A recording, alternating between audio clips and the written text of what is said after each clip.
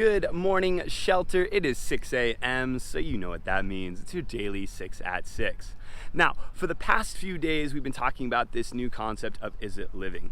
And we're on our first one of Miss Gren, which is movement.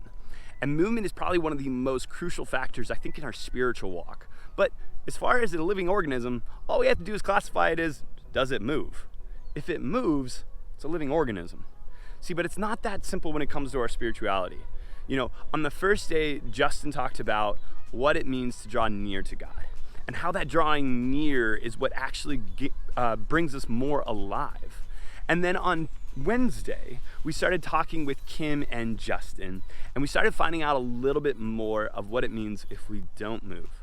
So we have two different elements here. We see one where there's an active movement where we're drawing near or drawing towards God. And then we have another one where we're just being. And so while an element of a living organism does move from time to time, I think what we see in our spiritual lives is that if we're not constantly moving, if we're not doing the things that God intended us to be doing, our spiritual life becomes lukewarm.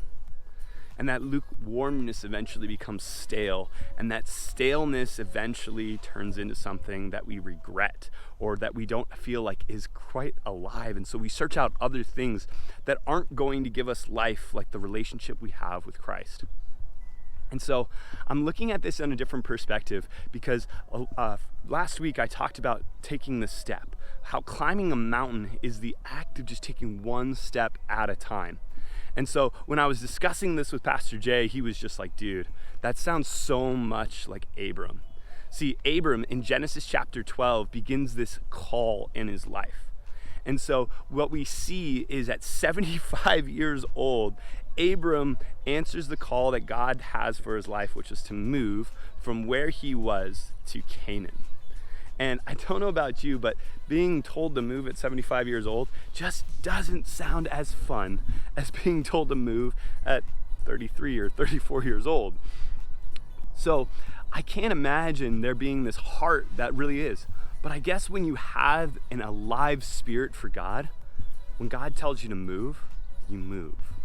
And we all know how far Abraham was able to go with his spiritual walk with God, how much he trusted him, how much he looked forward to the conversations, to the way that God was moving in his life.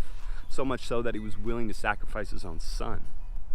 I see that faith, that aspect of his alive spirit for what he was serving in the kingdom of heaven as this movement of his life that started a long, long time ago when he was that time a younger man of 75 years old. And so what I wanted to bring to you today is this idea of that first step.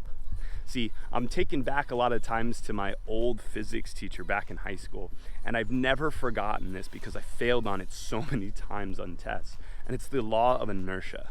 And it briefly just says an object will stay in motion, remain in motion, until acted upon by an outside force.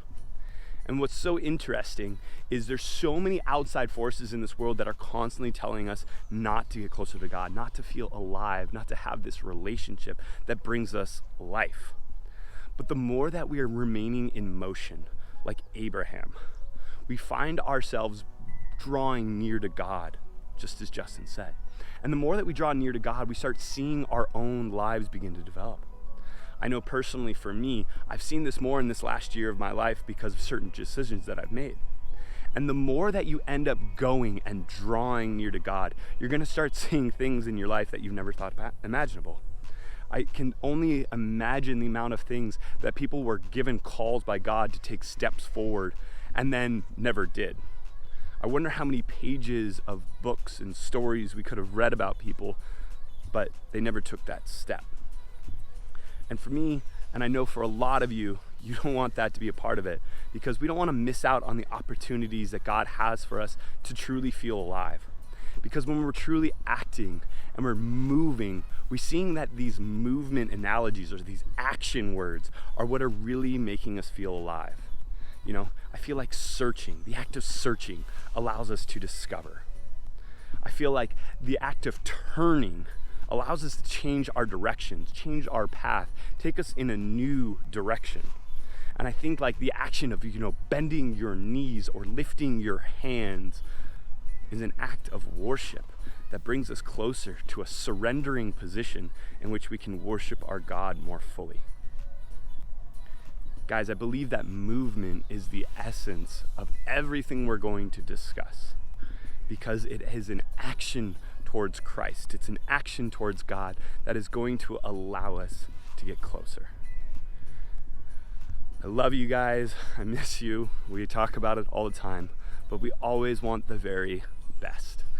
As always, I hope you guys have a great rest of the day and enjoy our next few series on Is It Living?